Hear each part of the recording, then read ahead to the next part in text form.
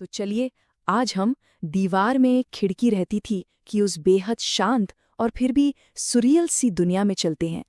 ये एक ऐसा उपन्यास है जहां साधारण से साधारण चीजें भी ना हमेशा कुछ असाधारण होने की दहलीज पर खड़ी रहती हैं।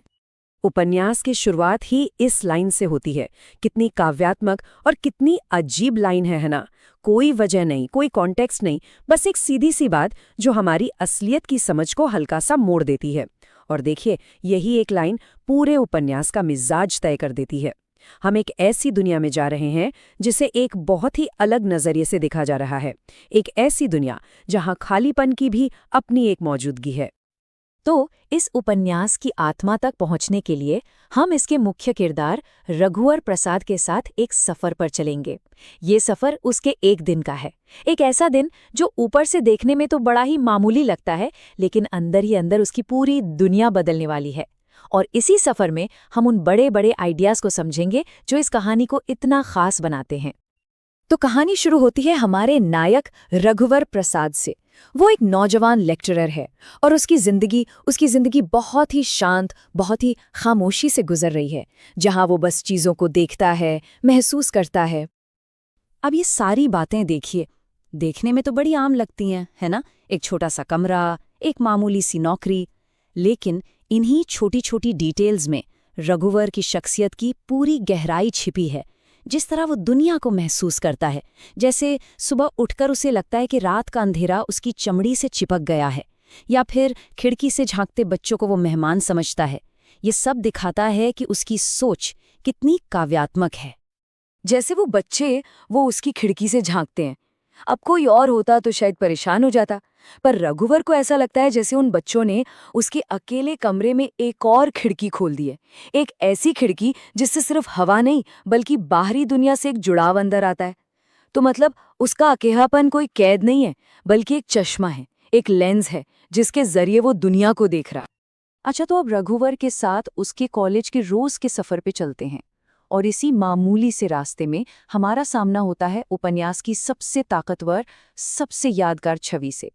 ये हाथी कोई एक दिन की बात नहीं है, वो रोजाना वहीं होता है। एकदम modern busy national highway number 6 पर एक स्थायी, लगभग किसी पुरानी कहानी से निकली हुई तस्वीर की तरह। और ये जो रोज का नजारा है ना, ये रघुवर की दुनिया के सबसे बड़े तनाव को हमारे सामने रख देता है। एक तरफ है वो हाथी जो एक धीमे काव्यात्मक अतीत का प्रतीक है, जो अपनी ही धुन में अपनी पुरानी शान से चलता है। और दूसरी तरफ हैं तेज रफ्तार गाड़ियां, स्कूटर्स, जो हमें आज की भागती दौड़ते मशीनी दुनिया की याद दिलाते हैं। लेखक ये नहीं पूछते कि कौन बेहतर है, वो बस हमें दिखाते हैं कि ये दोनों दुनियाएं एक ही सड़क पर एक साथ कैसे मौजूद हैं। अच्छा, अब कॉलेज पहुंचकर भी रघुवर की दुनिया में कुछ अनोखा है। एक ऐसी खासियत जिस पर लगभग किसी का ध्यान ही नहीं जाता। सोचिए, वो दोनों हाथों से लिखता है, लेकिन उसके छात्रों को, यहाँ तक कि उसके डिपार्टमेंट के हेड को भी इसकी इतनी आदत हो गई है कि अब उन्हें ये दिखता ही नहीं। वो उसे देखते तो हैं, पर असल में नहीं देखते। ये एक बहुत गहरी बात है कि कैसे रोजमर्रा की आदतें हमें अद्भुत चीजों के लिए अंधा बना देती हैं। हम अक्सर वो ही देखते हैं जिसकी हमें उम्मीद होती है, और जो असाधारण चीज ठीक हमारे सामने होती है उसे नजरअंदाज कर देते हैं। और इसी हाथी को लेके एक दिन कॉलेज में एक बड़ी ही मजेदार, थोड़ी बेतुकी सी पर बहुत गंभीर बहस छिड़ जाती है कि अगर दौड़ हो तो कौन जीतेगा, हाथी या बैलगाड़ी, हाथी या साइकिल। और ये बातचीत उपन्यास के उस सपनों जैसे माहौल को एक जमीनी हकीकत से जोड़ती है। ये दिखाती है कि कैसे जिंदगी के बड़े बड़े फलसफे कभी कभी ऐसे ही बचकाने सवालों से निकल कर आते हैं। कहानी में एक मोड़ आता है। एक बरसाती दोपहर को कोई ऑटो नहीं मिल रहा होता और रघुवर आखिरकार उस साधु का ऑफर मान लेता है और हाथी पर सवारी करने के लिए तैयार हो जाता है। और सवारी करने का ये मामूली सा फैसला उसकी जिंदगी का एक यादगार सफर बन जाता है।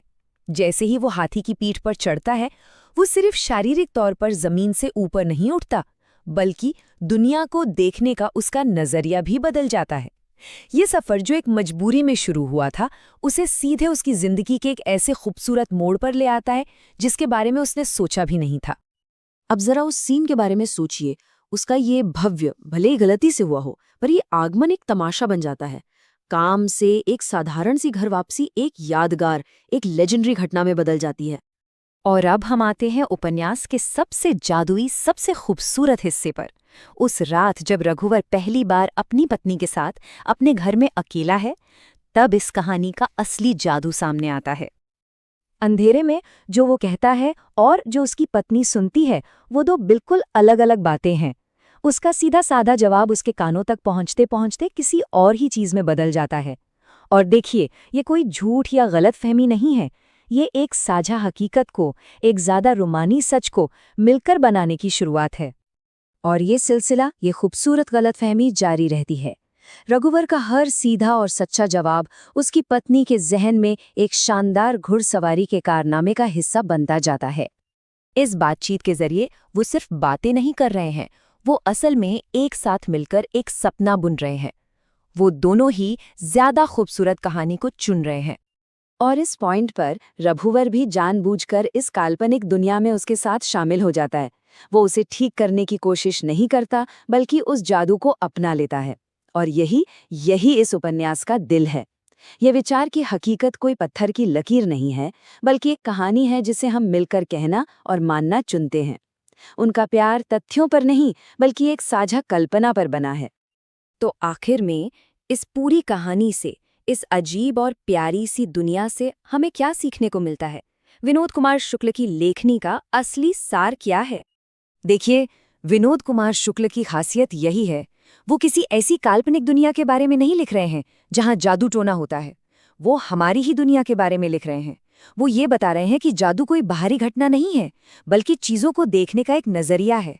सड़क पर चलता हाथी भी असली है और दोनों हाथों से लिखने वाला प्रोफेसर भी असली है। जादू इस बात में है कि किरदार और हम पढ़ने वाले इन सच्चाइयों को कैसे देखना और महसूस करना चुनते हैं। ये साधारण चीजों के भीतर ही असाधारण को खोजने के बारे में है। और इस तरह ये उपन्यास हमें हमारी अपनी जिंदगी में वापस लाकर छोड़ देता है और हमारे लिए ये सवाल छोड़ जाता है। ये हमें थोड़ा और ध्यान से देखने के लिए, थोड़ा और गौर से सुनने के लिए उकसाता है और सोचने पर मजबूर करता है कि हमारी अपनी खिड़की के ठीक बाहर वो कौन सी अद्भुत चीजें हैं जिन्हें हम शायद रोज नजरअंदाज कर रहे हैं।